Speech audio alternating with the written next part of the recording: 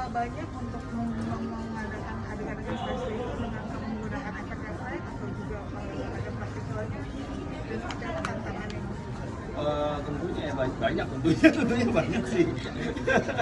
Tentunya banyak, dan pasti kita kan mix ya antara practical dan CG. Jadi buat mendapatkan efek yang kita mau pasti ada penggabungan buat kedua televisi.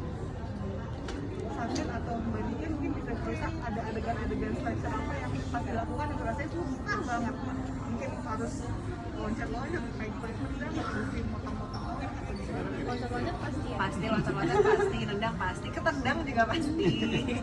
Karena harus ada yang dikalahkan ya, nggak mungkin dua-duanya menang, tapi yang mana nanti nonton sendiri. Cuman gimana, ada kesulitannya nggak?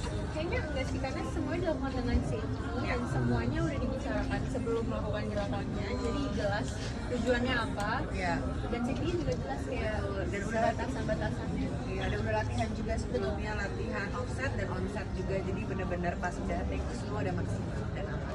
Mungkin Fatih bisa diskusi detailnya persiapannya seperti apa, terutama yang fisik ya, kita harus workoutnya seperti apa, terus latihan bela dirinya seperti apa, terus ada mungkin asupan gizinya juga yang berubah nggak sih supaya badannya Gizi. tapi kan lagi jadi waktu itu 3 bulanan, awal bulan aku gym seminggu itu 3 kali, 2 kali latihan koreo. Sebelum latihan koreo itu aku full gym karena ada, ini kayak goal aku sendiri, aku ada goal tersendiri mau segini gitu, aku pengen kayak dengan berat badan segitu dan kayak kondisi fisik seperti itu, yang diharapkan adalah fisiknya jadi kuat untuk melakukan koreo-koreonya, dan juga kalau lebih kuat kan jadi nggak gampang capek. Jadi secara nutrisi juga protein penting, nggak makan nasi, makan cuman sayur, kentang dan dada ayam gitu sih. Gitu.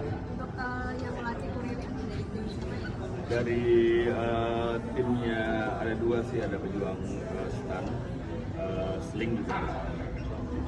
Ada pakai body double untuk mereka berdua? Ada. Ya, untuk alasan safety kita kan nggak bisa memaksa aktornya sendiri kan, maksudnya jadi resikonya jadi lebih besar kalau misalnya kita lakukan itu gitu.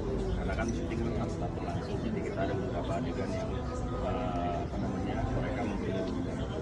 Itu kan ada banyak pakai kayak senjata gitu ya, kayak pisau atau pedang. Nah itu gimana latihannya?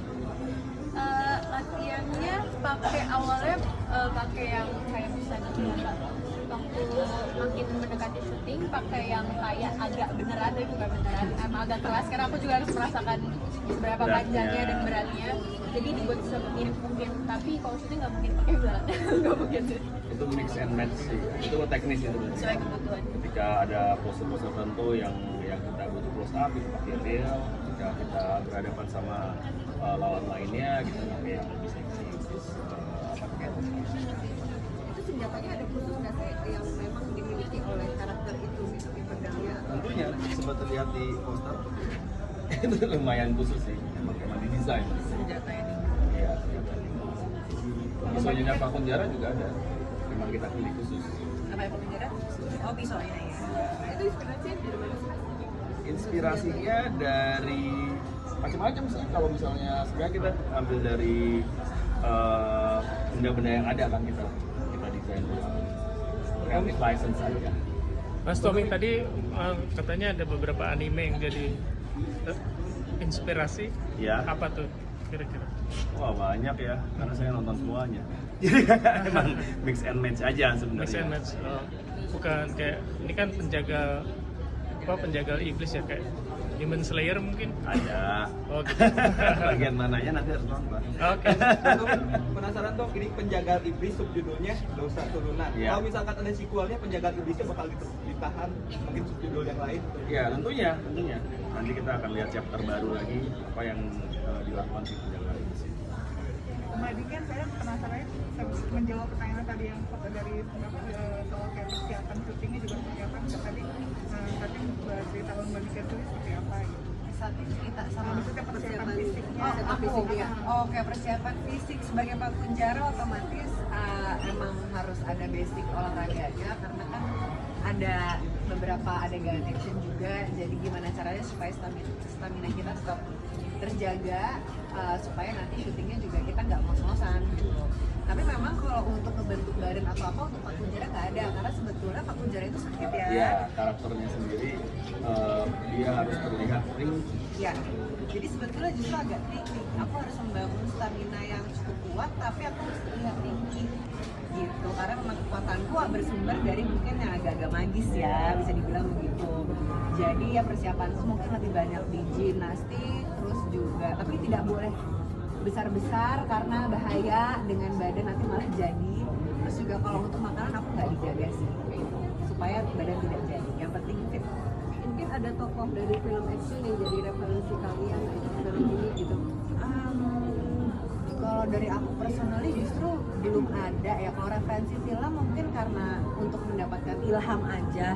Tapi kalau misalkan satu orang atau satu karakter untuk jadi acuanku nggak ada. Malah bisa dibilang ini kita diskusi sama-sama untuk menciptakan sesuatu yang baru. Apa sih kalau misalkan mungkin dukun atau witch atau orang pinter di Indonesia rata-rata laki, ini perempuan. Kalau untuk Pak Kunjara itu enaknya kita bikin seperti apa ya? Kalau Santi?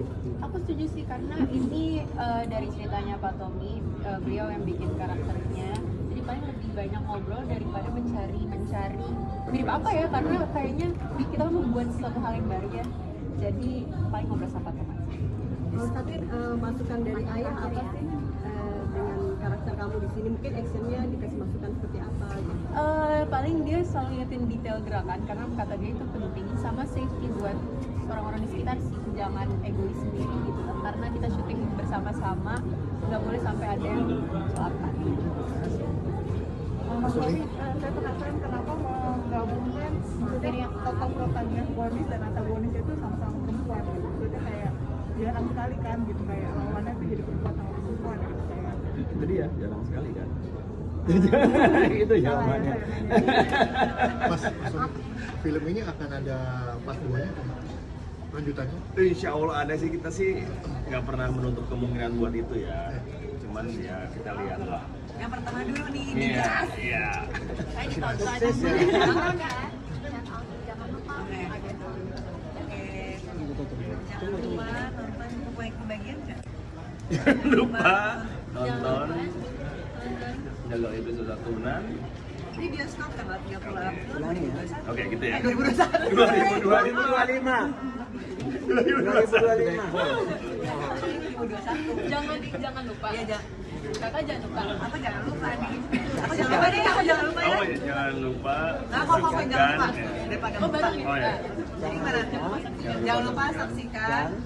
Film Penjaga Iblis. film Menjaga Iblis di mana gitu Oh, oke, ya. oke. Oke, ready? 3, 2, 1, action.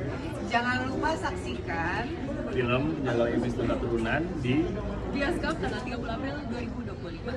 Yeay. Sedih. Thank you.